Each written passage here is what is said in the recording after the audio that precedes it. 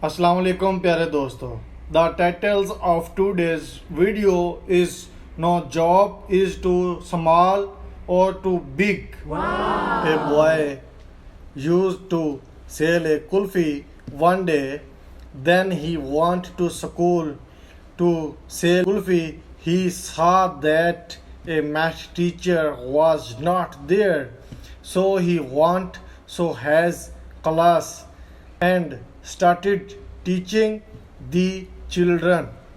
Later, it was found out that he himself had graduated and was selling a kulfi due to lack of job.